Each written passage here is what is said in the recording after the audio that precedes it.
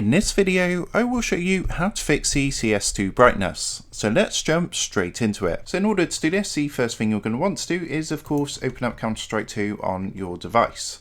So here we are on CS2 on the main menu. Now what you can do of course is come up to the top left hand corner, click onto the gear icon, and you can actually go ahead and change your brightness from here just by clicking onto video at the top, and you're going to see a slider where you can adjust the brightness. Now whilst this can be helpful, it can be quite hard to find a good setting to have. So there is actually a better way to do this, and from the settings, if you come up to the top and press onto game, and from here what you're going to want to do is make sure you've enabled the developer console down here. So if not, you just want to come to this drop down box here and change this to yes. So to go ahead and actually fix the brightness, to open up the console, it's the key on your keyboard which is under the escape key. So if you look in the top left hand corner of your keyboard, underneath the escape key there should be a key with like a picture of like a squiggly line or something like that.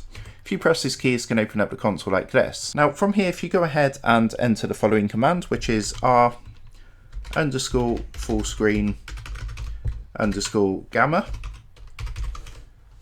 and you can see it's normally about 2 or 2.2, something like that. So you can see for myself it's 2.03. All you want to do is put a space and then put the number 3. So once you've done that, go ahead and press enter, and what it's going to do is actually set the best brightness for Counter-Strike 2. As you can see, the colours are a lot more vivid, there's better contrast, and the colours don't look so washed out. So that's how to go ahead and fix the CS2 brightness. I hope this quick tutorial did help you out today, and if it did help you out, I would really appreciate it if you was to consider dropping down below the video, leaving a like, and also subscribing to the channel. With that being said, I just want to take a minute to thank you guys for watching this tutorial, and I will see you in the next video.